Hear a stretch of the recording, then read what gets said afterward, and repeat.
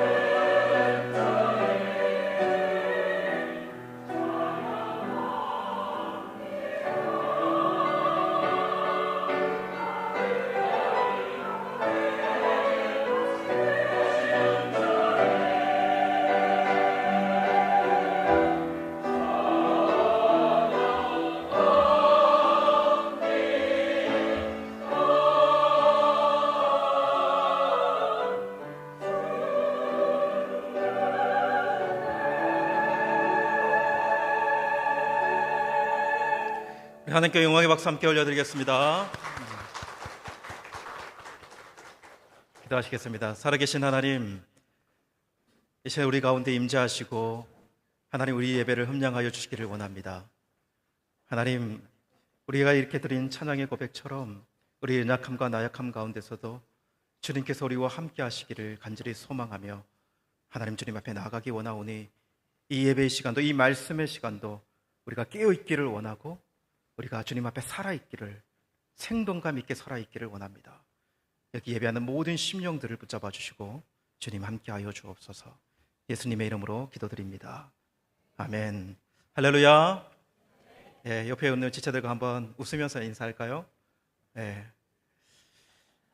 이렇게 한번 인사했으면 좋겠습니다. 우리 주님이 당신 안에 살아계십니다. 예. 여러분 안에 예수님이 살아계시죠? 예. 확신하십니까? 예. 살아있는 자의 그 믿음을 가지고 예수 사람으로 살아야 돼요. 그죠? 예수 사람으로 살아야 된다. 예. 그래서 우리가 예수님을 따르는 제자라는 사실을 잊지 않았으면 좋겠습니다. 우리가 이제 우즈벡에 살고 있지만 이 조국을 떠나와 살잖아요. 그죠? 예. 조국을 떠나서 이렇게 오래도록 살다 보면 좀 약화되는 것이 하나가 있습니다. 조국을 떠나서 이렇게 오래 살다 보면 뭐가 약화될까요? 정체성 있잖아요. 정체성이 좀 약화된다라는 생각을 해봐요. 물론 떠난 1세대들, 떠난 당세대들은 정체성이 전혀 약화되지 않아요. 오히려 더 강화돼요. 내가 한국 사람이다. 나의 조국이 있다. 이런 것이 더 강화될 수는 있지만 여러분, 떠난 1.5세대라든지 2세대들은 점점 그런 것이 약화될 수밖에 없는 것 같아요. 가서 살아본 적도 없고 내가 살아가는 이 땅은 여긴데, 여러분 디아스포라라고 하는 말 아시죠? 그죠? 디아스포라 이렇게 이야기를 많이 하잖아요. 이 디아스포라라는 말이 헬라어인데 이것이 뿌려진 것, 허트러트린 것, 이런 의미를 가지고 있어요. 그래서 어떤 집단이라든지 어떤 단체가, 개인이 타이든 자이든 어떤 이유에 의해서 살던 자기의 땅을 떠나가지고 타국에 흩어져서 살아가는 사람들, 이것을 디아스포라라고 이야기를 합니다. 여기 계시는 이제 고려인 분들이 있잖아요. 우리 이 땅에 고려인 분들 같이 사는데 사실 우리 고려인 분들 우리하고 같게 비슷하게 생겼지만 그들이 어떤 마음으로 이 땅에 살아갈까를 깊이 생각해 보지 못하면 우리하고 똑같다고 생각할 가능성이 정말 많아요.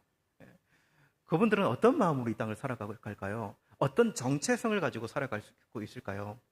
이게 오래 이렇게 사신 분들은 이렇게 이야기를 하시는 분들이 있더라고요.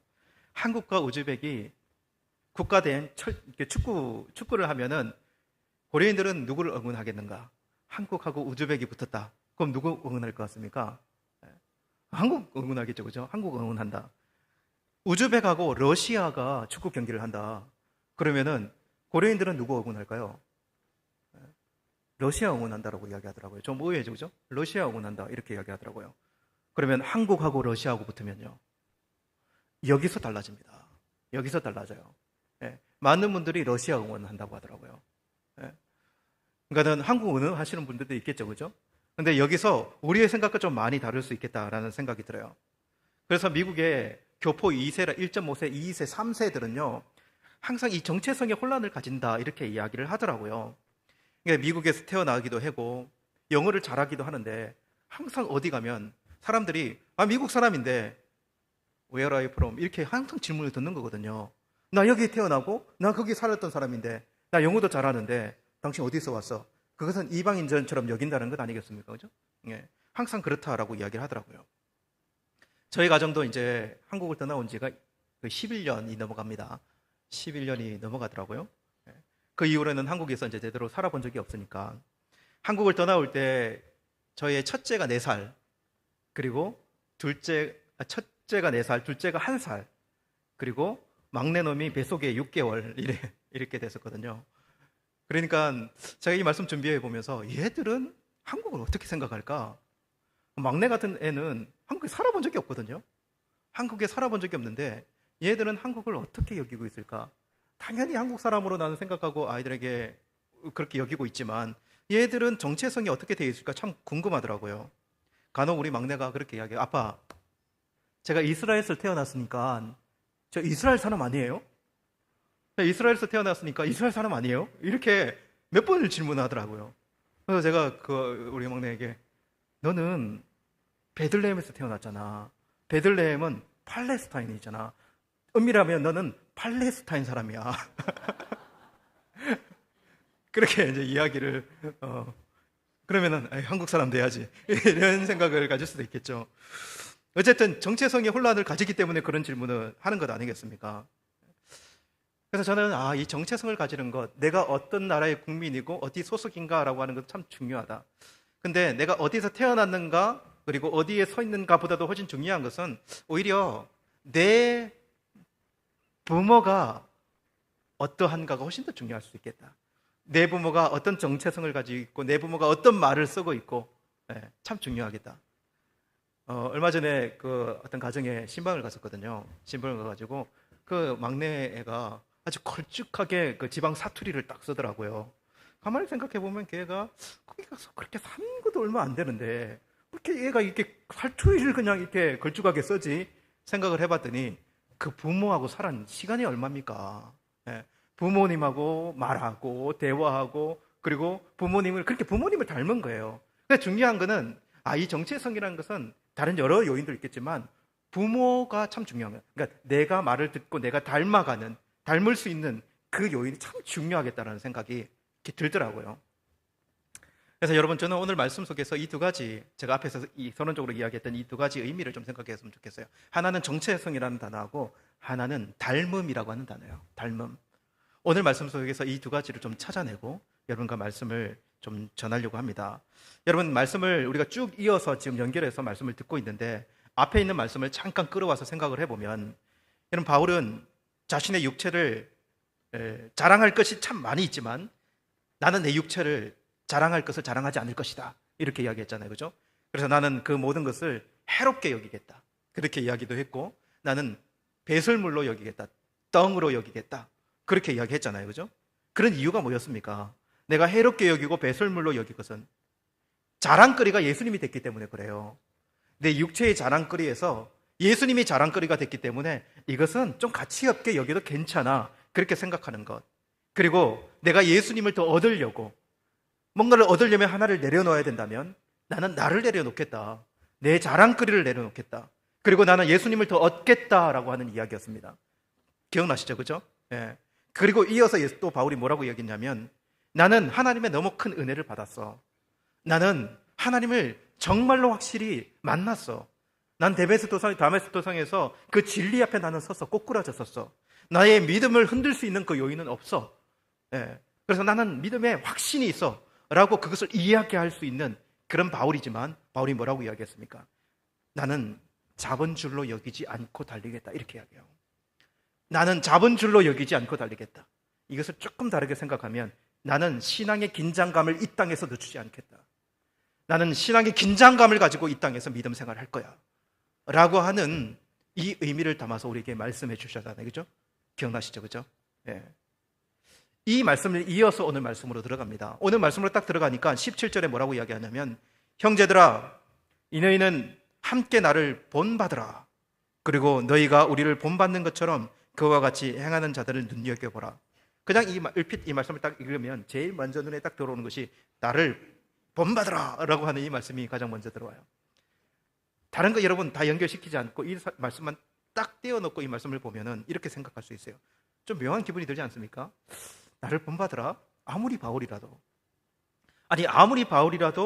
바울 자신 스스로가 나를 본받으라라고 이야기하는 것이 맞는가? 그거 좀 심한 거 아닌가? 이렇게 생각할 수 있지 않겠습니까? 예. 위에서 실컷 자기 자랑이 배설물이니 해롭게 여기겠다, 잡은 줄로 여기지 않겠다 이런 이야기 실컷 해놓고 이제 와가지고 나를 본받아 나를 너 나만 따라오면 나를 본받아 이렇게 이야기하는 것은 자기 자랑하는 거 아닌가? 이런 생각이 들 수도 있겠잖아요. 옆에 사람이 바울 선생님을 본받아야 돼. 바울 선생님을 저렇게 위대한 점을 본받아야 돼. 이런 건 괜찮아. 옆에 사람이 그렇게 이야기하는 건 괜찮아. 근데 자기를 갖다가 그냥 본받아라고 이야기하는 것은 좀 아닌가 이런 생각이 들 수 있어요. 그죠? 근데 오늘 이 말씀의 문맥에서 우리는 이 느낌을 좀 찾아냈으면 좋겠어요. 바울이 충분히 나를 본받으라 라고 이렇게 좀 강하게 이야기해도 이 빌립보 성도들은 잘 알아들었을 것이다. 바울이 이야기하는 그 뉘앙스와 마음을 잘 알아들었을 것이다. 이렇게 알아들었을 것이다 라고 하는 그 말씀이 고린도전서 11장 1절 말씀이에요. 그리스도를 본받는 자가 된 것 같이 너희는 나를 본받는 자가 되라. 내가 그리스도를 본받는 자 된 것 같이 너희는 나를 본받는 자가 되라. 이렇게 알아듣을 거예요.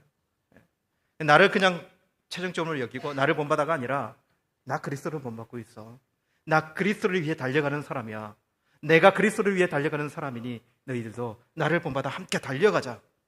이렇게 받아들일 것이다 라는 생각이 들어요. 그리고 이렇게 나를 본받으라 라고 말한 뒤에 오늘 18절과 19절 말씀에 이렇게 말합니다.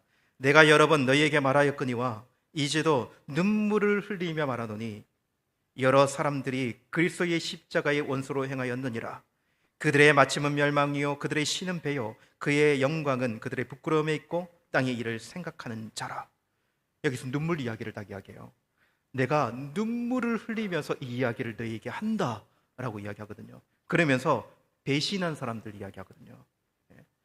여러분 어떤 느낌이 오냐면 이런 느낌이 와요.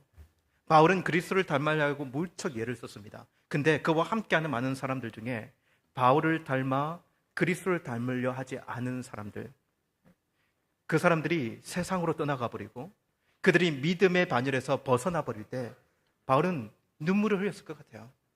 그러면서 눈물을 흘리면서 이들에게 호소하고 싶은 마음이 드는 거예요. 예수를 따라가지 않고 십자가의 길을 더 이상 따라가지 않고 세상을 사랑하여 세상을 떠나버린 사람들,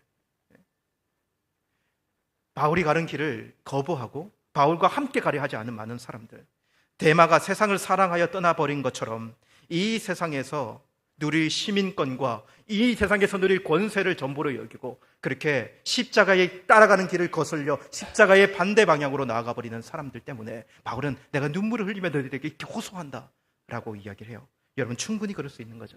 충분히 그럴 수 있습니다. 그래서 바울은 이어서 이렇게 말합니다. 오늘 20절에 그러나 우리의 시민권은 하늘에 있는지라 거기로부터 구원하는 자 곧 주 예수 그리스도를 기다리노니. 이 땅을 향해 이 땅에 모든 것이 있는 것처럼 이 땅에 있는 시민권을 향해 달려가는 사람들이 아니라 우리의 시민권은 하늘에 있다. 우리는 하늘 시민권을 가진 자다. 우리 가슴 속에 달려가는 우리의 이 암주머니에 우리의 하늘 시민권을 가진 자들이다. 이렇게 이야기하는 이 바울의 모습을 우리는 이 말씀에서 볼 수 있어요. 그러면서 오늘 4장 1절 말씀에 결론적으로 그러므로 나의 사랑하고 사모하는 형제들, 나의 기쁨이요 면류가 아닌 사랑하는 자들아, 이와 같이 주 안에서 서라. 이와 같이 주 안에서 서자.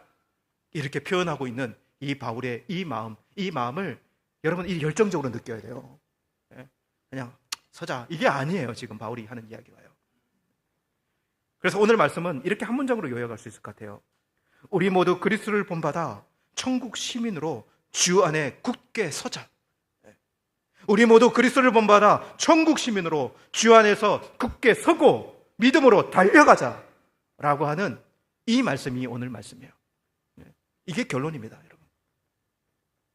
이렇게 말씀을 마치면 좋겠죠. 이렇게 말씀을 한번 정리하고 오늘 말씀에서 조금 더 들어가서 이미 두 가지만 짧게 두 가지만 생각해 보도록 하겠습니다. 여러분, 바울이 오늘 이 말씀 우리에게 전해준 이 말씀 속에서 우리가 조금 눈여겨볼 게 있어요. 그게 뭐냐면 먼저는 우리가 이 땅에 신앙을 가지고 살아가잖아요. 이 땅에 신앙 가지고 살아갈 때 신앙생활을 제대로 할 수 있는 원리들이 많이 있을 텐데 그 중에서 오늘 나를 본받으라라고 한 이 바울이 이야기한 이 본받음의 원리가 있다라는 사실을 여러분 꼭 기억했으면 좋겠어요. 그냥 우리가 한꺼번에 그냥 훌쩍 뛰어나와서 믿음으로 도착할 수 있는 그런 완벽한 자들이 아닙니다. 사람과 사람들이 어울려 살아갈 때 우리가 사람 속에서 바울인 자신을 본받는 것처럼 본받음의 원리를 가지고 살아갈 수 있는 우리들이 될 수 있어야 한다라고 이 말씀을 여러분과 함께 나누기를 원해요. 지난주에 여러분 손흥민이라고 하는 우리 축구선수 EPL에서 못 땄습니까? 금신발 땄잖아요. 골을 제일 많이 넣었어요. 그러니까 세계 최고의 리그에서 골을 제일 많이 넣은 사람이 한국 사람이다. 이번 시즌에.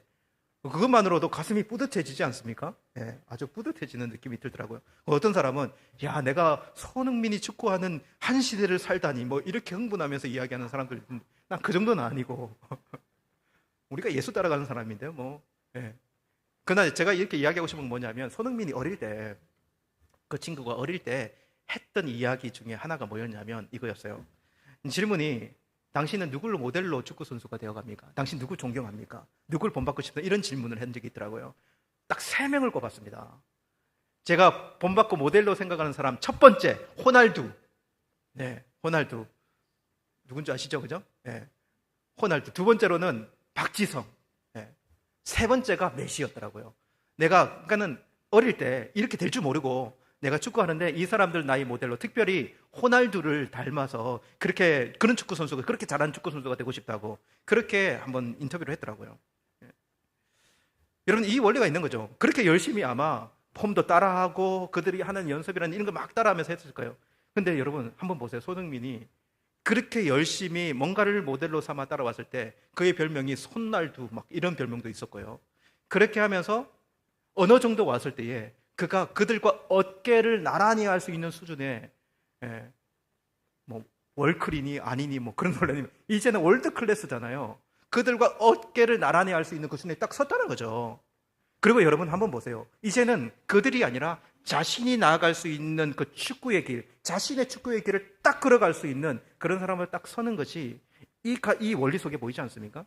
이게 세상 속에 있는 원리이기도 해요. 누군가로 모델링을 하고 그 사람을 쫓아서 그 사람을 밟고 그 사람 위에 넘어설 수 있는 이런 원리들이 이 세상에도 있다. 근데 이것이 신앙생활 속에서도 있다.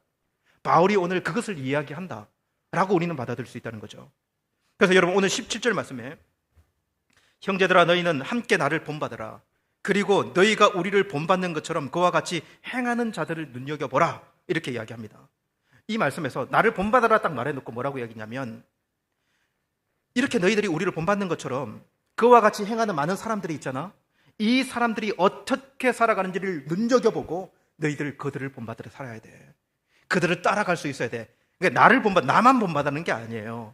주님을 위해 달려가는 사람들이 있다면 그들을 눈여겨보고 그들과 함께 그들을 따르며 그들을 본받아 나아갈 수 있어야 돼. 이 이야기를 하고 싶은 거예요. 이 원리가 있다는 것입니다. 그래서 여러분, 우리의 신앙의 길은 나보다 조금 앞에 있는 누군가를 본받아 걸어가는 여정이다라고 이야기도 할 수 있어야 돼요. 이렇게 좀 다르게 표현하면 징검다리의 원리예요. 징검다리요. 여러분, 우리가 예수님 딱 믿으면 막 성령 충만 받으면 갑자기 막 영화롭게 돼가지고 훌쩍 뛰어넘을 것 같죠. 이 세상에는 그런 원리가 없어요. 예. 우리의 신앙의 여정은요, 주님을 점점 더 발견하고 우리의 연약함과 우리의 나약함들을 조금 더 뒤로 미루고, 여러분, 그것을 뒤로 하고 점점 주님의 거룩함을 닮아가는 여정이에요. 그렇기 때문에 단계가 있고 징검다리들이 필요해요. 그때 필요한 것이 뭐냐면, 내 앞에 서 있는 사람, 나보다 조금 앞에 있는 사람들의 장점을 보고 그를 닮아서 그들의 믿음의 앞에 서려고 하고, 그리고 그걸 넘어서는 그 믿음의 원리예요. 여러분, 이 원리가 말이 되는 원리 아닙니까? 이 원리가 말은 되는 원리 아닙니까? 말이 되는 원리라면요, 이 원리를 가질 수 있는 사람이 있고 그렇지 없는 사람이 있어요. 이 원리를 어떻게 가질 수 있을까요? 여러분, 기본적으로 다른 사람의 잘하는 것, 장점을 볼 줄 알고 또한 그것을 인정하고 배우려고 하는 자세가 이 원리를 가질 수 있는 사람이에요. 여러분, 이것을 꼭 기억해야 됩니다. 여러분, 이 말을 어떻게 생각하십니까? 배울 것이 없는 사람은 없다. 인정하세요? 배울 것이 없는 사람은 없다. 이 말을 달리 말하면은, 사람들은 모두 배울 만한 장점도 가지고 있고요, 그리고 또한 배우지 못할 단점도 가지고 있다. 모든 사람이요. 모든 사람이 장점과 단점을 가지고 있다. 이것도 인정해야 돼요.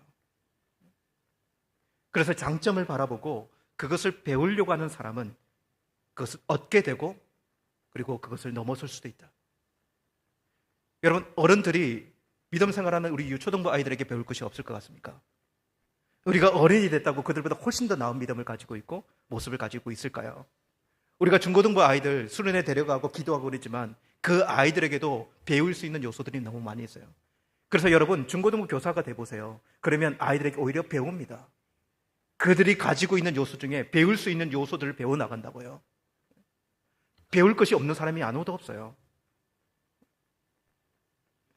그래서 여러분 이 점을 한번 짚고 넘어가야 될 것 같아요. 모든 사람이 배울 것이 있다라고 하는 인정이 된다면 이런 오류에 빠지면 안 됩니다. 어떤 오류냐면 여러분 성급한 일반화의 오류를 아세요? 성급한 일반화의 오류. 이게 뭐냐면 A가 나쁘니까 B도 나쁠 거야 라고 생각해버리는 거. 짐작해서 그렇게 여겨버리는 거예요. 일부 그 사람의 나쁜 사례만 보고 그것을 전체화시켜서 그런 사람으로 낙인 찍고 어떤 프레임을 씌워서 그 사람으로 여겨버리는 거예요. 그러면 그 사람에게는 아무것도 배울 것이 없습니다. 그냥 그 사람은 나에게 나쁜 사람이에요. 나쁜 사람. 뭐 교회를 다니든 교회 다니지 않든 상관없어요. 나에게 나쁜 사람. 여러분 우리가 사람을 알 때 사람을 관계하고 알아갈 때 여러분 반드시 이거는 명확하게 기억해야 돼요. 뭐냐면 내가 그 사람과 가까이 할 수 있는 좋은 점도 발견할 수 있지만 분명히 실망도 할 수 있다는 것을 두 개 한꺼번에 알아야 돼요. 실망도 할 수 있다는 것을 알아야 됩니다. 실망도 할 수 있다. 여러분들이 이런 것들을 모두가 한번 경험해 보았을 거예요. 어떤 사람을 만났는데 첫인상이 너무 좋아. 그래서 딱 내 스타일이야. 그래서 그 사람이 이렇게 조금만 이야기해봐도 내가 어떻게 그렇게 코드가 맞아요? 막 이렇게 이야기하면서 그냥 나하고 딱 맞는, 나하고 그냥 하나 될 수 있는 그 친한 사람이 생겼다고 생각하고 있는데 몇 주 지나면 같이 다니질 않아. 그리고 좀 심하면 뒤에서 뒷담화 까고 막 이렇게 다니고 있어. 알고 봤더니 있잖아. 이러고 다니고 있어요. 여러분 뭘 잘못하고 있는지 아세요? 뭘 잘못하고 있는가? 조금만 맞는 게 보이면 내하고 전부가 맞을 것처럼 그 사람이 뭐 흠이 없고 전체가 괜찮은 사람일 것처럼 여러분 그렇게 사람을 만나보면요 나중에 결국 안 좋게 끝나요. 좋은 점이 장점이 있으면 반드시 단점도 있을 수 있다는 것을 한꺼번에 알아야 돼요. 한꺼번에 알아야 돼요. 그래서 여러분 대부분의 사람들이 본받을 것이 있다. 그리고 본받지 못할 부분도 분명히 있을 수 있다라고 하는 것을 같이 알아야 돼요. 신앙 안에도 마찬가지예요. 여러분 교회 안에서 만나는 사람들도 이렇게 알아야 됩니다. 교회 안에서 만나는 사람도 교회 나오면 완전히 새 사람 됩니까? 우리가 그리스도 안에서 새 사람 되지만 여러분 어릴 때부터 살아왔던 그 습관과 상처와 그리고 우리의 많은 경험도 어떻게 합니까 그거요? 그거 어떻게 하냐고요? 그런 것들이 쉽게 지워지나요? 여러분 결혼해봤잖아요. 결혼하면 좋아서 결혼해가지고 이 사람이 완전히 다 좋은 사람. 근데 어릴 때 상처를 몰랐어. 연애할 때. 안 물어봤거든. 당신 어릴 때 어떻게 살았어요? 아버지 관계는 어떻게? 안 물어봤거든요. 결혼 생각하면 다 나옵니다. 진짜 사랑은 그것을 품어내는 사랑이에요. 그때부터 시작 아닙니까? 결혼 생활이요? 그거 알아가고 그거 품어가고요. 신앙생활도 마찬가지예요. 한 몸 되기가 쉽지 않습니다. 한 몸 되기가 쉽지 않아요. 이것을 우리가 예상해야 된다는 거죠. 여러분 믿음의 선배들을 바라볼 때도 마찬가지예요. 우리 앞에 조금 더 신앙생활을 먼저 하고 그리고 좀 더 나은 직분을 가지고 있는 분들을 바라볼 때도 마찬가지예요. 그 사람이 저 직분 가졌으니까 완전할 거야. 대번에 실망할걸요. 대번에요. 내 앞에 서 있는 사람도 여러분 애쓰고 있는 달리고 있는 사람들이에요. 그들도 장점이 있고 단점이 있고요. 연약한 부분이 있고 넘어짐이 있어요. 한꺼번에 바라보고 그분에게 닮아야 할 것인지 무엇인지를 바라보며 그 닮은 것을 딱 붙들으세요. 아, 저분은 그래도 약한 중에 기도하는 사람이다. 그러면 기도를 붙잡는 거예요, 그분이. 저분은 감사할 조건이 없는데 감사하고 있네? 나는 그렇지 못한데 저분의 감사를 닮아야 되겠다. 여러분, 그분들의 장점들이 뭔지를 분별할 수 있는 눈. 이게 성급한 일반화 얼마나 잘못된 건지 몰라요. 예전에 제가 몇 번 언급했는데, 여러분 신학교 다닐 때 제가 많이 존경했던 목사님 중에 오카노 목사님 계세요. 오카노 목사님 여러분 많이 아실 거예요. 제가 마지막으로 그분에게 제자 훈련을 받았던 직접 손을 떨면서 돌아가시 얼마 전이니까 그렇게 받았었거든요. 많은 분들이 그분을 닮으려고 참 많이 노력했고 그분의 열정이 있잖아요. 그리고 이게 그 안에 있는 이 그분이 광인론, 미쳐야 한다, 막 이런 말들, 그런 말들이 참 기감이 됐었어요. 그분 호가나 목사님 돌아가실 때 장례식을 참여했었습니다. 장례식에 참여해가지고 참 많은 분들이 슬퍼할 뿐만 아니라, 그리고 교회 어른이 돌아가시니까 그 겸허한 자세, 그리고 참 그 자리, 그 장례식 영광스러운 부분이 있었어요. 모든 분들이 모여가지고, 정말 많은 사람들이 모여가지고 장례를 치를 때 영광스럽더라고요.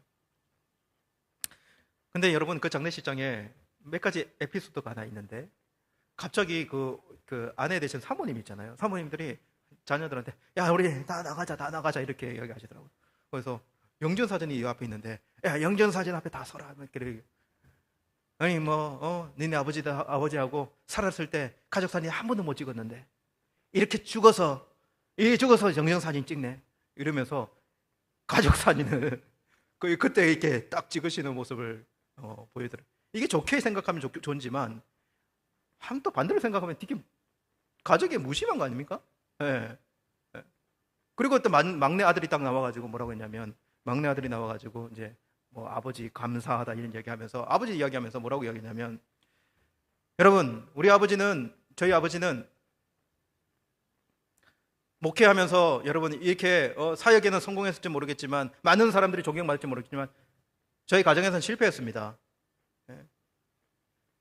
그러면서 뭐라고 했냐면, 여러분들 그 신학서적 목사님들, 여러분 신학서적 막 한 5권 10권 읽을 때 여러분 가족에 대한 책 한 권 꼭 읽으세요 막 이렇게 이야기를 하는 거예요. 그러니까 그 부분에 대해서는 우리 아버지처럼 되지 마세요 이런 이야기 한 거거든요. 그 이야기를 딱 물고, 야, 이 오카야 목사님 대단한 사람인 줄 알았더니 형편없네. 아니, 열매를 맺어야지. 열매가 어디서 나타나? 가족에서 나타나야지. 그러니까 그 첫째 아들도 그냥 무신론자처럼 살다가 마지막에 예수 믿고 그냥 그 상처 때문에 그냥 뒤 막내도 나와가지고, 야, 진짜 형편은, 여러분 그렇게 일반화 시킬 수 있냐고요. 그렇게 얘기하면서, 야, 이제 목사, 이거 진짜 이렇게 일반화시키고 뭉뚱거려가지고 프레임 씌울 수 있냐고요. 이건 바울이 참 대단해 보이잖아요. 성경에는 바울이 얼마나 열정적으로 표현되어 있습니까? 근데 여러분, 그 편지들 사이사이를 읽어내는 눈을 한번 보면, 여러분, 바울이 얼마나 많은 실수들을 한지 몰라요. 바울이 약속을 해놓고 지키지 못해가지고, 야, 바울 거짓말쟁이야 라고 하는 이야기가 교회에 떠돌고요. 네. 그리고 바울의 그 연약함 때문에 상처받아가지고, 그렇게 나는 바울파 더 이상 되지 않을래 이렇게 이야기하는 사람도 있고요. 그런 사람들이 바울 프레임 씌가지고, 야, 바울이 열정적으로 전도하러 다니지. 야, 바울이 어떤 인격을 가진 사람인 줄 알아? 바울이 이래 거짓말쟁이야 이렇게 이래. 야, 전도하러 다니는 사람들이 다 그렇지 뭐. 이렇게 포엠씨가 이야기할 수 있다고요. 네. 그게 옳은가라고 하는 거예요. 그게 옳은가? 바울이 고린도 후서를 그렇게 썼어요. 고린도 후서 쓸 때는요, 고린도 안에 교회 안에 있는 이 수많은 바울에 대한 이 악평들, 그 잘못된 이야기를 꾸며내고, 그리고 그것을 트집 잡는, 그 일 때문에 눈물을 머금고 고린도 후서를 써요. 그 바울을 우리가 그렇게 평가해버릴 수 있냐고요. 성급한 일반화로 이렇게 사람을 취급할 수가 없어요. 그가 연약함 중에서도 하나님 앞에 서려가는 모습이 뭔가, 주님을 사랑해서 그의 인생을 위해 달려가는 그 모습이 뭔가를 구분해내고, 연약함은 우리가 함께 세워가야 될 요소요. 그리고 본받을 점은 본받을 점이에요. 그분의 본받을 점을 우리도 그 본받을 점으로 여겨서 그렇게 걸어가는 것. 여러분, 이 세상에서 제일 무서운 죄는 뭐냐면 뭘까요? 교만입니다. 교만이요. 여러분, 교만은 이렇게 표현하면 좋을 것 같아요. 교만은 죄의 육수다. 육수가 뭐죠? 육수는 어떤 그 요리, 그러니까 국을 끓여낼 수 있는 아주 기본적인 재료 아닙니까? 육수에다가 김치 넣으면 김치찌개, 된장 넣으면 된장찌개, 그 다음에 뭐 순두부 넣으면 순두부찌개, 그리고 뭐 있잖아요, 뭐 부대찌개, 뭐 다 육수 그렇게 써 있잖아요. 이 교만에다가요, 여러분 갖가지 모양의 재료들을, 여러분이 가지고 있는 나쁜 재료들을 집어넣으면요, 그게 딱 죄의 모양으로 드러납니다. 그래서 여러분, 이 교만이 사실은 가장 큰 죄예요. 인간의 범죄가 교만으로부터 나죠. 잠언 16장 18절에 19절 말씀해 보면 교만은 패망의 선방이요 거만한 마음은 넘어짐의 앞잡이니라. 겸손한 자와 함께하여 마음을 낮추는 것이 교만한 자와 함께하여 탈취물을 나누는 것보다 나으니라. 이렇게 기록해요. 교만은 패망의 선봉이다. 제일 앞잡이에요. 교만이요 제일 앞에 있는 거예요. 그럼 겸손은 뭡니까, 여러분? 겸손은 뭡니까? 성경은 겸손은 나보다 남을 나은 사람으로 여겨주는 것이라고 여겨요. 나보다 남을 낮게 여겨주는 것. 그래서 겸손은요, 저는 다른 사람의 장점을 봐줄 수 있는 눈이라고 봐요. 다른 사람의 장점을 봐주고 그리고 그 사람의 장점을 인정해 줄 수 있는 마음요. 여러분들은 사람을 볼 때 칭찬거리가 먼저 보이세요? 흠잡을 게 먼저 보이세요? 칭찬거리가 먼저 보여서 칭찬을 많이 해줍니까? 아니면 똑같이 있는 거거든요? 흠잡을 게 뭐지? 딱 생각해요. 칭찬은 당연한 거. 그건 너무 당연한 거. 흠잡을 거 먼저 생각합니까? 여러분, 판단거리들로 사람을 먼저 정죄해버리는 사람은 그 사람은 주변에 본받을 것이 아무것도 없게 될 것입니다. 본받을 것이 아무것도 없어요. 자기가 최고인데 뭐. 사람은 판단한다는 것은 제가 안 해요. 판단하는 것. 저 사람이 장점이 뭐지? 단점이 뭐지? 이렇게 판단하는 것은 제가 안 해요. 근데 왜 판단하는가는 정말 달라요. 판단해서 내가 그 사람을 겸손히 그 사람을 높여주고 그 사람의 장점을 칭찬해주고 그 사람을 닮으려고 하는 의도하고 내가 판단해가지고 저 사람 저게 뭐야? 저게 그렇게 해서 그 사람을 누리고 내가 설 것인가? 완전 다른 이야기입니다. 완전 다른 이야기예요. 이렇게 여러분, 교만한 사람은 이런 모습을 가지게 될 거예요. 불평하고 문제점은 제시하지만 예리하거든요. 불평하고 문제점은 제시하지만 정작 자신의 행동은 그 어떤 행동은 바꾸려지 않을 거예요. 자신의 행동은 바꾸려 하지 않는 그 사람. 그래서 이렇게 말씀드리고 싶습니다. 자신보다 앞선 사람으로부터 어떤 본받을 것을 찾아내는 사람이 되세요. 본받을 것을 찾아내고 그것을 그 사람의 그 장점과 그 본받을 것을 따라서 가보려고 하는 사람이 되십시오. 바울이 오늘 17절에 형제들아 너희는 함께 나를 본받으라. 그리고 너희가 우리를 본받는 것처럼 그와 같이 행하는 자들을 눈여겨보라. 눈여겨보고 그와 같이 행하는 자들을 그가 주님을 따라간다면 그 길을 따라가자. 그것을 닮아가자. 지난 겨울에 우리 아이들 데리고 눈이 왔잖아요. 뭔가는 하긴 해야 될 것 가지고 칭간에 산에 올라갔어요. 그래 이번에 옛날에는 막 쓸매장도 가고 그랬는데 이번에는 이 애들 데리고 그냥 아무 사람도 없는 곳, 그냥 한번 그냥 눈밭을 한번 올라가 보자. 그래서 그냥 가다가 중간에 섰어요. 중간에 서가지고 저 위까지 한번 올라가. 야, 다 내려. 그래가지고 차에서 내려가지고 눈밭을 걸어가지고 저기까지 올라가는 거야. 눈밭을 막 이렇게 해서 이제 올라가는데 정말 눈이 이제 무릎 이상 이렇게 빠지는 거예요. 얼마나 깊이 빠지는지 모르겠어요. 근데 애들 막 이렇게 징그러지고 막 그러면서 이렇게 따라오는데 이렇게 가다 보니까 제일 중요한 사람이 누구냐면 앞에서 있는 사람이에요. 앞에서 있는 사람. 그 사람이 잘못 뒤져가 뒹굴어지면 그 뒷사람은 안 뒹굴어지거든요. 그리고 그 앞사람이 길을 이렇게 딱딱 잘 내놓으면 그러니까 아빠가 먼저 갈 거 아니에요. 그죠? 그러니까 길을 딱딱 잘 내놓으면 그 아이들이 그 발자국을 본을 삼아가지고 그 발자국을 받고 뒤에서 이렇게 따라오는 것이거든요. 신앙 안에 이 원리가 있는 거예요. 신앙 안에 이 원리요.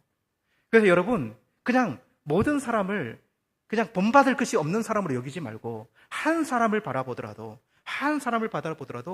본받을 요소를 찾아내고 그리고 그 사람의 장점들을 배우려고 하는 자세를 가진다면 그 사람의 신앙이 허공에 떠 있는 신앙의 진보가 아니라 맨날 주절되는 우리의 신앙의 어떤 진보가 아니라 우리의 삶 속에 묻어 있는 이 땅에서의 이야기가 될 거예요. 본받으세요, 여러분. 그런 겸손으로 본받는 자들이 되는 저와 여러분이 되었으면 좋겠습니다. 그리고 이어서 두 번째로, 우리가 이렇게 본받을 원리를 따라서 이렇게 우리 형제들과 함께 이제 달려가자는 것 아닙니까? 그때 우리 모두가 가슴 속에 품고 확인해야 될 것이 있어요. 그게 뭐냐면 무슨 시민권? 하늘의 시민권.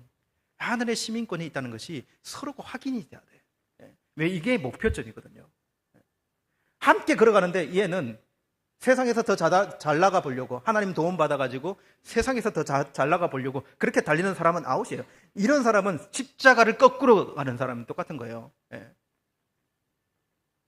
우리가 함께 믿음의 길을 걸어가는 사람들은요, 함께 확인되는 것이 있어야 돼요. 그러니까 우리가 함께 교회에서 신앙생활 하잖아요. 신앙생활 하면 모두 공히 확인되어야 될 것이 있어요. 진짜 예수님을 믿는가라고 하는 거예요. 당신 안에 예수님이 있는가? 예수님을 좋아하는가? 예수님을 좋아하는가? 복음을 경험했는가? 이것이 하늘 시민권이 증표들 아니겠습니까? 이것이 확인돼야 돼요. 여러분, 시민권은 내가 어느 나라 소속인가 이걸 분명히 드러내주지 않습니까? 근데 바울의 이 시민권 이야기는 우리는 시민권 이렇게 얘기했지만 그 당시에 빌립보 교인들은 바울의 이 시민권 이야기가 아주 실감나게 들렸을 거예요. 왜냐하면 그때 로마 시민권이 있었잖아요. 로마 시민권. 로마 시민권이 정말 생각보다 훨씬 더 위대한 시민권이었거든요. 그래서 이 시민권 이야기를 일부러 꺼냈을 거예요. 여러분, 당시 로마 시민권은 어떤 특권들이 있었냐면, 이 로마 시민권을 딱 소지한 사람들은 막강한 특권, 권리, 혜택이 엄청났었습니다. 엄청났었다. 로마 시민권자들은요, 로마의 보호를 충분히 받을 수 있는 사람이 됐어요. 합법적으로 어떤 잘못을 해도 합법적으로 재판을 받을 수 있는 권리가 있었고, 그리고 유죄로 판결되더라도 그 체면이 당하지 않을 권리도 있었어요. 잔인한 형벌을 당하지 않을 권리도 분명히 있었어요. 자백을 받아낼 목적으로 고문을 한다든지, 채찍을 때려 피를 낸다든지, 그렇게 할 수 없는 그런 권리도 있었어요.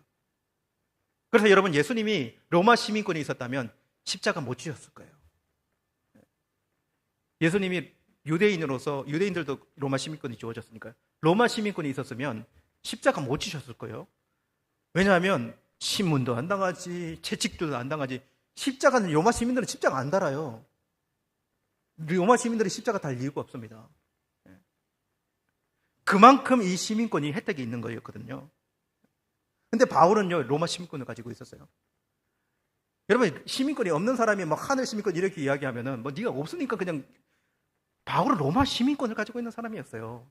그는 이 땅에서 누릴 수 있는 혜택, 이 세상의 최고의 어떻게 보면 그 시민된 자격을 가지고 있는 사람이었다고요. 근데 바울이 뭐라고 여기는 것입니까? 로마 시민권을 가져도 로마 시민권을 가지고 이 땅에 영원히 최종적으로 머무를 곳으로 여기지 않은 것이 바울이에요. 나 최종적으로 여기 머무는 자가 아니다. 나는 오히려 이 로마 시민권 여권으로, 이 세상 여행하는 여권으로 여기겠다. 그리고 나의 시민권은 하늘에 있다.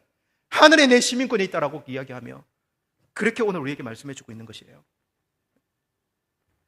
여러분, 영주권하고 시민권의 차이를 아세요? 영주권하고 시민권. 미국 영주권 가지고 계신 분이 있습니까? 시민권. 미국 영주권하고 시민권은 엄청난 차이가 있더라고요. 여러분, 영주권은 언제든지 그 나라에서 범죄를 저지르면 추방당할 수 있는 위협이 있어요. 영주권자도요. 그리고 일정한 주기가 되면 갱신도 해야 되고, 10년 지나면 갱신도 해야 되고, 그리고 외국에서 1년 동안 머물다가 이렇게 들어오잖아요. 1년 동안 머물다가 들어오면은요, 입국을 거절당할 수도 있습니다. 제가 찾아본 거예요. 입국을 거절당할 수도 있어요. 근데 시민권자들은 태어날 때부터 시민권을 가졌잖아요. 태어날 때부터 시민권을 가졌다. 그리고 어떤 나라에서 완전히 그 국적을 내려놓고 귀화한 사람이 아닙니까? 그래서 미국에서 마음대로 거주할 수 있지, 취업도 할 수 있지, 그리고 투표권도 가지지, 이런 권리. 아무리 해외에서 오랫동안 여행하고 돌아다녀도, 그래서 몇 년 있다고 와도 이 시민권을 가진 사람들은 제약이 없죠, 그죠? 예. 아무 제약이 없을 거예요. 어떤 분이 이렇게 이야기하더라고요. 이 두 가지 경험이 있는 분이. 제가 영주권을 가지고 있을 때는 이게 어떻게든 어떡하지? 한국에 좀 오래 있다가 이렇게 들어오면은 항상 이렇게 어떻게 좀 빼가지고 이쪽으로 빼가지고 어디 갔다 왔냐 뭐 되게 막 질문한다는 거예요. 아니 내가 영주권을 가지고 있는데 여기 거할 수 있는 권리를 가지고 있는데 이 질문을 이렇게 한다는 거예요. 그럼 이렇게 기분이 나쁘다는 거지. 예, 엄청 기분이 나쁘다는 거지. 근데 영주권에서 이제 시민권을 딱 받았을 때 시민권을 받았을 때 완전 달라진 게 있다는 거예요. 내가 한국에 갔든지 어디를 갔든지 거기에 그냥 딱 들어오면 빼지도 않아. 그냥 딱 들어오면은 사람이 딱 보고 이렇게 딱 보고 예, 웰컴 투 홈이 된다는 거예요. 오, 와서 이제 집으로 와서 환영한다. 이렇게 이야기를 한다는 거예요. 예. 이거 완전 다르다. 이렇게 이야기를 하더라고요. 이게 영주권자와 시민권자의 차이예요. 여러분 우리가 이 땅을 어떻게 여기는가 너무 중요합니다. 여러분 너무 중요해요. 영원토록 살 집으로 여기는가? 내가 여기에 뭔가를 막 쌓아두고 막 나 여기서 성부를 볼 거야 막 이렇게 생각하고 여기를 살고 있는가? 그러면 이곳의 시민권을 위해 사는 사람이에요. 예수님이 너희들의 상급 어디 쌓아두니 이렇게 질문하거든요. 너희들 땅에 사서 상급 쌓아두니 하늘에 상급 쌓아두니 상급을 너희들 어디에 쌓아두는 삶을 살고 있니? 이 이야기는 너희의 시민권이 어디에 있니라고 하는 이야기와 연결되는 이야기예요. 여러분 이 질문 앞에서 우리는 뭐라고 대답할 수 있는가? 우리가 예수님을 믿을 때 우리의 시민권은요 바뀌었습니다. 이미요. 그래서 1장 13절 말씀에 그가 우리를 흑암의 권세에서 건져내사 그의 사랑의 아들의 나라로 옮기셨느니라 이렇게 얘기해요. 너 나라 옮겼다. 네가 예수 믿을 때 흑암의 권세에서 너를 끌어내가지고 넌 새로운 피조물, 너 완전 나라가 바뀌었어. 이렇게 이야기한 거거든요. 우리가 하늘의 시민이 됐다. 하늘의 시민권을 가졌다라고 이야기하는 것이에요. 이런 권세를 가지고 있고 이 시민권을 가지고 있는 우리들이 이 땅에 어떤 마음으로 살고 있는가? 바울이 오늘 20절, 21절에서 그러나 우리의 시민권은 하늘에 있는지라 거기로부터 구원하는 자 곧 주 예수 그리스도를 기다리느니 그는 만물을 자기에게 복종하게 하실 수 있는 자의 역사로 우리의 낮은 몸을 자기의 영광의 몸의 형체와 같이 변하게 하시리라. 나 하늘의 시민권 가졌고 그래서 내가 예수님이 오실 그날을 기다려. 그날을 기다린다. 그날이 오면 완전히 이 세상이 그 하나님의 나라에 복종되게 될 것이고 나 그렇게 이 땅을 달려가고 있어.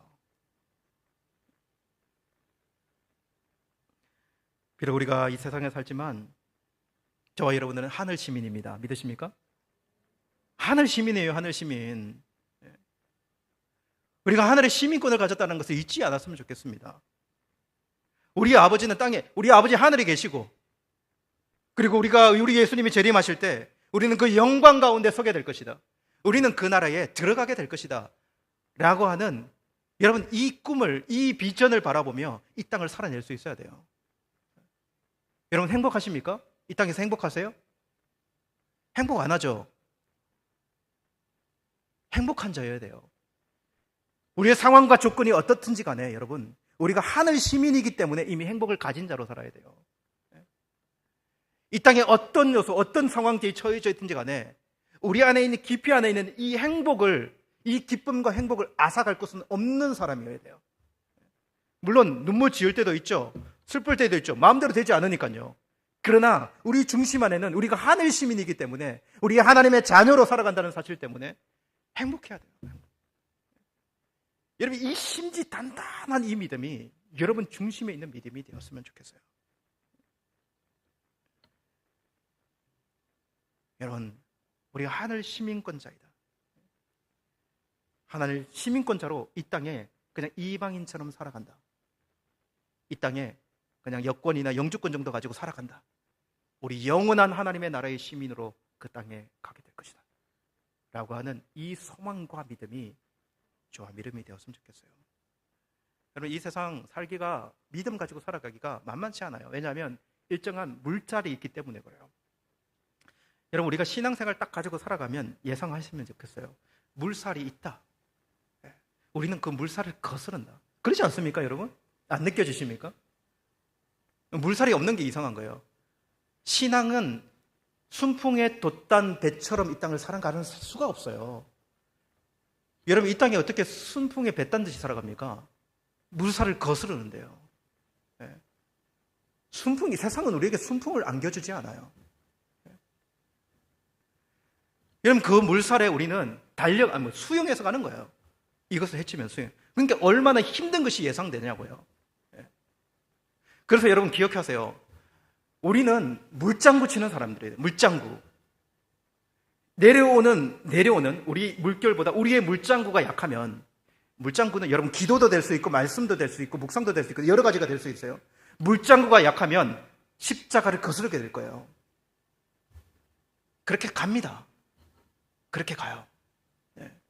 그래서 여러분, 앞에 있는 사람을 붙잡고 앞에 있는 사람 닮으면서 꾸역꾸역 그분들과 함께 가야 돼요. 여러분, 수영해 보셨죠? 수영장에 수영하면, 수영장에 무슨 방해물이 어디 있습니까? 그냥 잔잔한데, 수영장에 수영하면 그냥 수영 실력대로 이렇게 가게 돼 있어요. 근데 여러분, 바다에서 수영해 보셨어요? 예. 제가 이게 바다 갔으니까 바다를 잘 알잖아요. 바다 수영하면 여러분, 수영장에 그 수영하고 말도 안 되는 이야기들이 많이 일어나요. 예. 어떻게 일정하게 파도가 옵니까? 일정하게 파도가 오지 않아요. 파도는요, 크게 왔다 적게 왔다가. 그래서 바다에서 수영할 때는 정말 많은 상황들이 닥치거든요. 예. 여러분, 우리 한번 TV에서 어디에서 독도까지 수영 이런 거 나올 때가 있잖아요. 그죠? 그러면은 이상한 게 가이드라인 채워놓고 사람들이 막 바글바글하게 수영 이렇게 막 해가잖아요. 그죠? 예, 바다에서 이렇게 수영을 해간다고요. 이렇게 쓰기도 하고 막 이렇게 해가지고. 그때 여러분 한번 자세히 보면 그 앞에 누가 그 무리를 이끌고 있는가 참 이렇게 보여요. 그 물줄기를, 그 파도를 맞아가면서 그것을 그 사람이 이끌면 그 사람들이 다 그 사람 뒤에서 그 사람을 막 해서 해간다거든요. 그리고 이 사람이 다 못 가요. 그럼 뒤로 빠지면 그 다음 사람이 앞 선두 써가지고 그 사람이 이끌어가고 파도를 헤쳐가면서. 여러분, 이게 우리 신앙생활이라고 생각하시면 돼요. 여러분, 교회가 잔잔한 수영장을 걸어 가는 것처럼 보이죠. 우리 교회가 부닥쳐 있는 이 세상도 마찬가지고 우리가 신앙생활에 가는 우리의 신앙의 여정도 마찬가지예요. 바다 물결 같아요. 바다 물결 같아요. 그러기 위해서는 앞에 있는 사람, 뒤에 있는 사람 모두가 힘을 합쳐서 그리스도의 십자가를 향해 수영하며 달려가는, 함께 마음을 모아 믿음으로 달려갈 수 있는 공동체 하나됨이 필요하다고요. 하나님이 필요해요. 그러기 위해서 여러분, 우리가 우리 지체를 귀하게 여겨주고 지체를, 여러분 처져 있는 지체를 끌어주면서 그렇게 그리스도의 십자가를 향해서 그 은혜의 자리를 향해서 달려갈 수 있는 우리 같은 마음을 품은 우리 공동체가 되어야 한다. 제가 왜 이런 이야기를 하겠습니까, 여러분? 그게 안 보이거든요. 그게 우리는 너무 부족해요.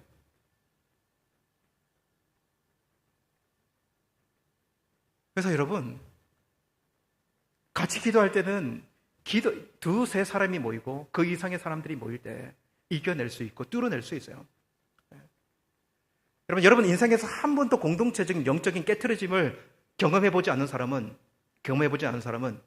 핵심적인 신앙의 요소를 경험해보지 못한 사람이에요. 함께 기도할 때에 이 기도의 문이 열리고, 함께 기도할 때 내가 능력이 있어서가 아니라 하나님이 이 자리와 함께 해주시는 그 능력이 무엇인지를 경험할 수 있는 그 자리. 그래서 우리 공동체가 정말 이 마음을 함께 품고 기도할 때 기도하고, 기도하는 사람을 따라가고, 말씀 보고 함께 이 여정을 나아갈 때 서로를 독려하고 격려하며 정말 믿음으로 나아갈 수 있는 저와 여러분이 되었으면 좋겠어요. 그래서 우리 모두 그리스도를 본받아 천국의 시민으로 굳게 믿음으로 같이 서자. 함께 서자.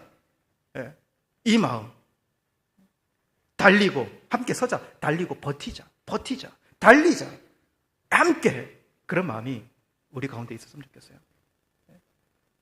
빨리 가려면 혼자 가고 멀리 가려면 함께 가라. 신앙은 멀리 가는 여정입니다. 함께 가는 여정에 동참하고 같이 마음을 모아 정말 이 나라, 우리가 이 땅에서도, 이 우즈벡 땅에서도 그런 믿음으로 하나됨으로 나아가는 저와 여러분이 되었으면 좋겠습니다. 이 말씀 붙들고 정말 우리 함께 기도했으면 좋겠어요. 이 말씀이 솔직한 말씀이에요. 이 말씀이 우리 현 주소이기도 하고요. 하나님, 오늘 이 말씀 붙들고 서기를 원합니다. 하나님, 이 말씀 붙들고 깨트려지기를 원하고요. 하나님 이 말씀으로 뒤처지지 않고 십자가를 거스르지 않고 나아가는 그런 믿음의 사람이 되기를 원합니다. 하나님 나를 붙잡아 주십시오. 하나님 믿음으로 굳게 설 수 있는 믿음을 허락해 주십시오. 사람들을 그냥 가볍게 여기지 않고 하나님 그 사람들과 함께 이 믿음의 여정으로 나아갈 사람들을 여기고 그렇게 이 믿음의 길을 걸어갈 수 있도록 하나님 붙잡아 주옵소서. 우리 간절한 마음으로 우리 하나님께 기도드리며 나가도록 하시겠습니다. 살아계신 하나님 아버지여, 주님 기도합니다. 하나님 우리 안에 있는 이 교만함과 하나님 아버지여 우리 안에 있는 이 높아져 있는 이 마음들, 하나님 아버지여 그것을 통해서 하나님 아버지여 십자가에 더 가까이 나아가 있는 것처럼 여기지만 십자가와 멀어져 있는 하나님 그런 우리의 모습들을 고백합니다.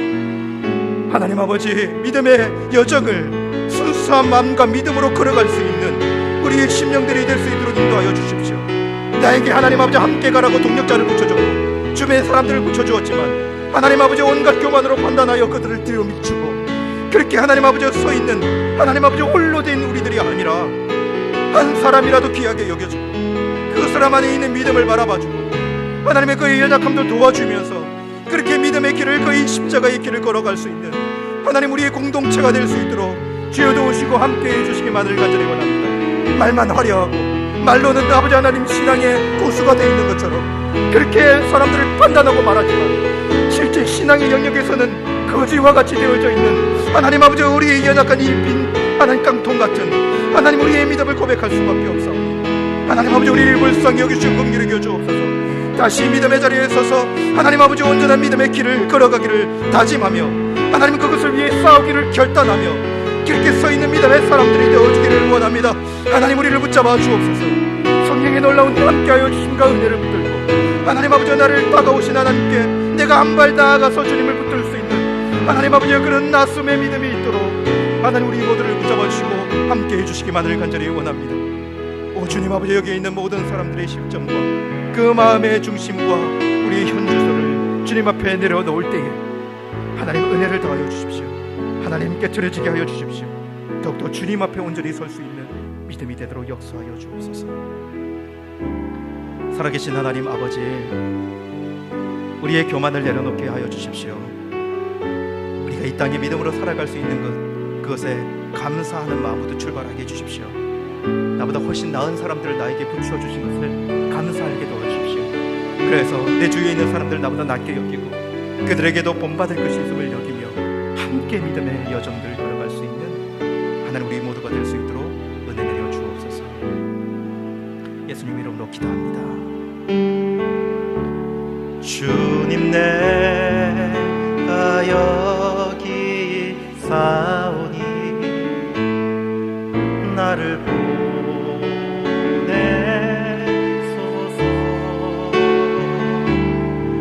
나의 몸 주께 드리오니 주 받으옵소서. 주님 내가 여기 있사오니 나를 써주소서.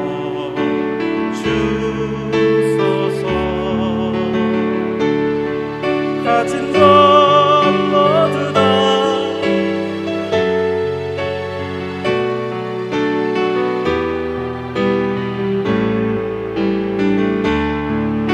할렐루야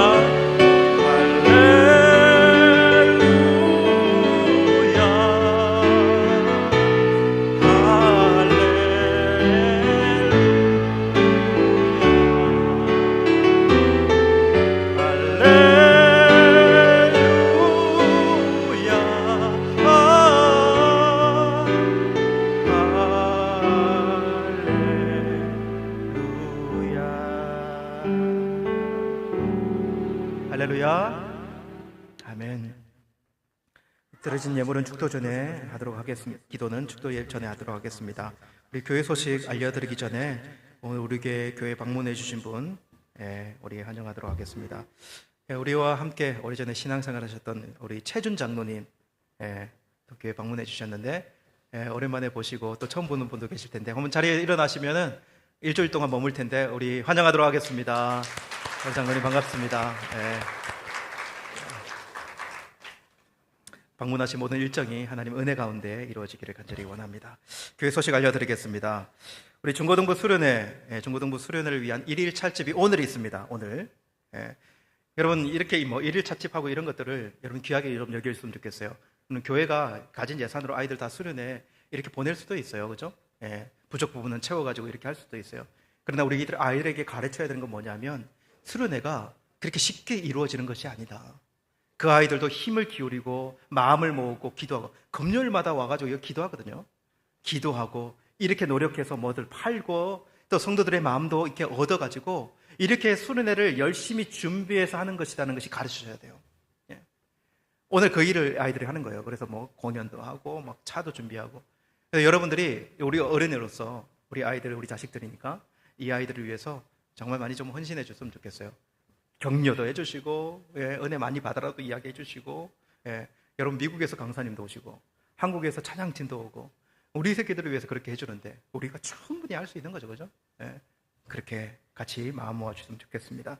사회부 교육부 구제 활동이 6월 1일 목요일, 이번 주 목요일 날 사마르칸트 현지 교회에서 있게 됩니다.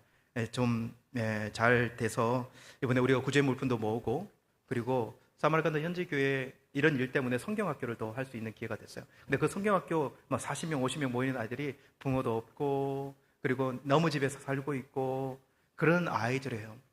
그래서 그런 아이들을 이렇게 모아가지고 이렇게 성경을 가르칠 수 있는 것이 얼마나 귀한 일입니까, 그죠? 그래서 우리 교회 부서에서 교육부서 아이들과 같이 나눠서 할 텐데, 그러니까 지금 우리 이 현재의 이 상황들을 충분히 감안해가지고 안전하게 하고 올 거예요.